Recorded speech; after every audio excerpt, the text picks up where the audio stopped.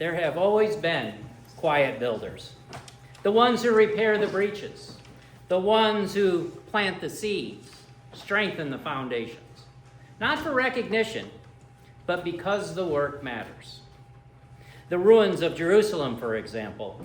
Nehemiah's workers rebuilt the walls one stone at a time, knowing that the city's safety depended on it. In the aftermath of the war, the architects of the Marshall Plan labored behind the scenes, setting the table for peace in Europe.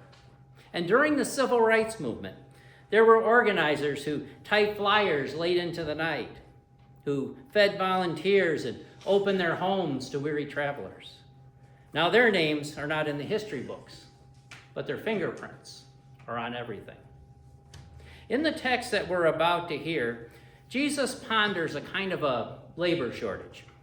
He's asking for volunteers. He's looking for some of these quiet builders to join him in the work of building his vision for this world. But what might that vision look like? I invite you to decide for yourselves as we consider this ancient story from the Gospel according to Matthew.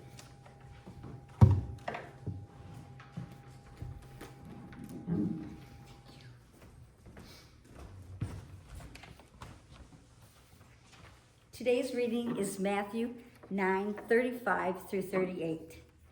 Jesus traveled among all the cities and villages, teaching in their synagogues, announcing the good news of the kingdom, and healing every disease and every sickness. Now when Jesus saw the crowds, he had compassion for them, because they were troubled and helpless, like sheep without a shepherd. Then he said to his disciples, "The size of the harvest is bigger than you can imagine, but there are few workers.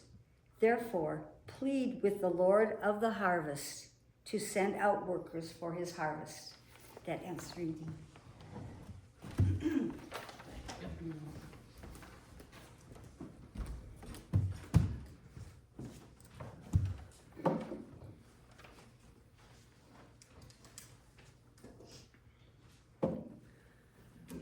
There was once a quiet village, nestled in the curve of a winding river, where the fields stretched out golden and hopeful beneath the sky.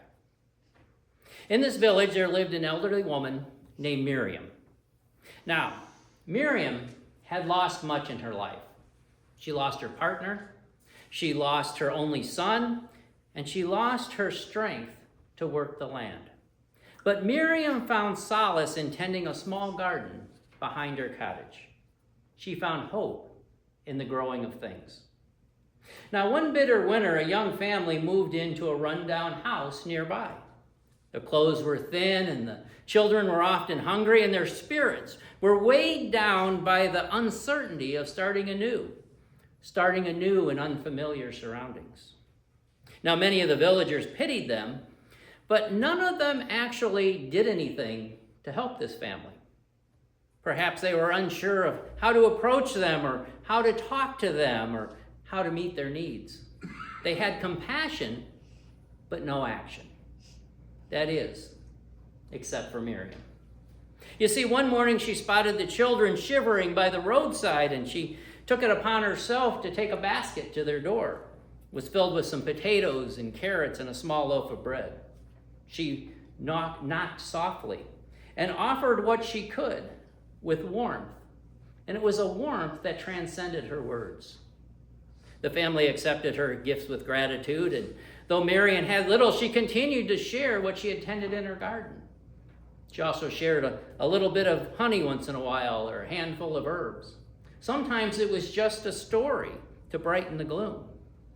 But now others in the town, they began to notice this steady stream of kindness that Miriam was providing. So they began to pitch in as well. One person left some extra firewood at their door. Another fixed a broken fence. And one woman decided to take it upon herself to go to their house and to invite them to a community meal. Compassion began to ripple outwards. A quiet current that brought warmth to cold days and hope to uncertain times.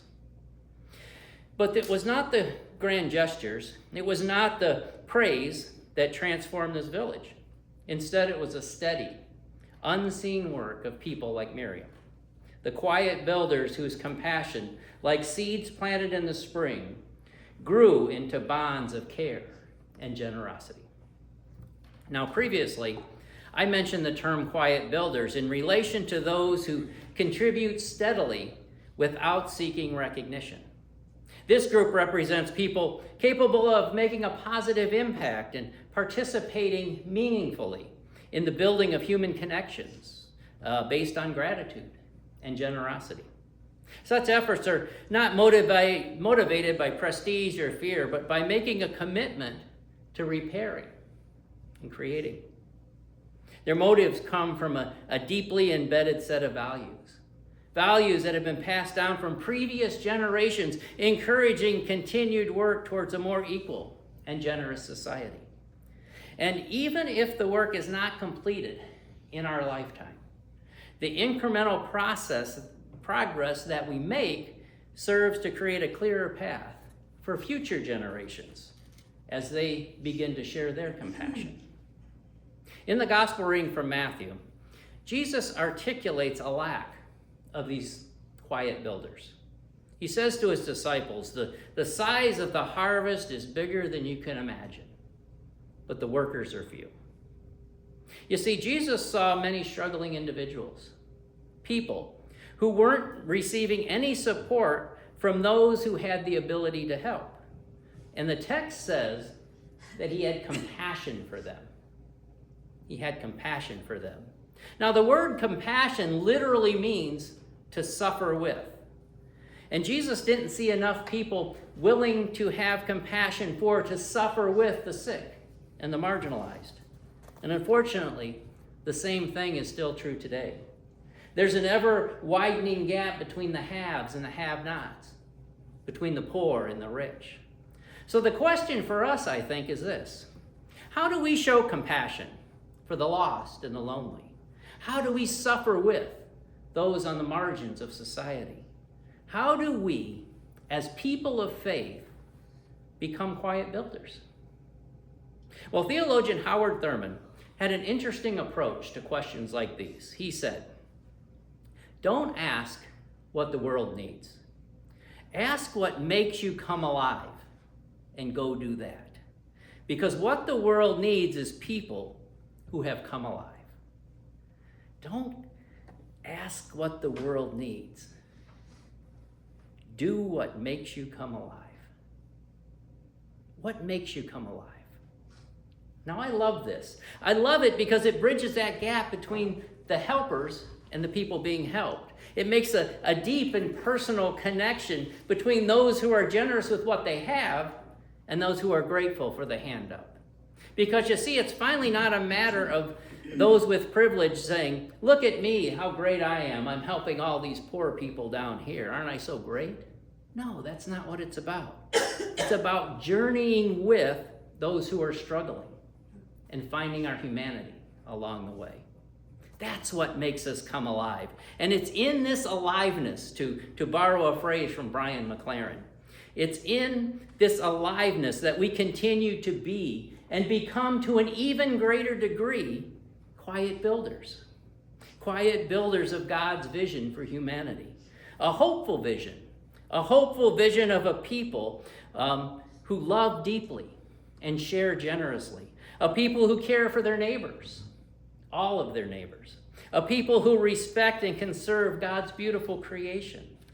A people who are dedicated to becoming even more fully inclusive by propagating kindness and equality and justice, and by ushering in a lasting peace for all people.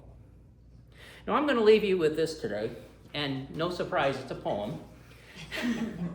And it's called, what else? Quiet Builders. Between the hours marked by celebration and the hush before gratitude is spoken, they move, unnoticed, unheralded, carrying the timbers of kindness into the quiet corners of need. Hands gentle as morning light gather broken threads, mending what cannot be seen, but will be felt. A rising shelter, silent, within the heart of another. Compassion dwells not always in the shouting, nor in the banners unfurled for all to witness. It flourishes in the patient gesture, the listening presence, the daily tending to what must grow if justice is ever to blossom. These are the ones who shape hope out of ordinary hours, planting seeds in soil that others have passed by. Builders whose names may never be written in stone, but whose care builds the invisible architecture upon which lives and dreams quietly stand. May it become so for all of us. Amen.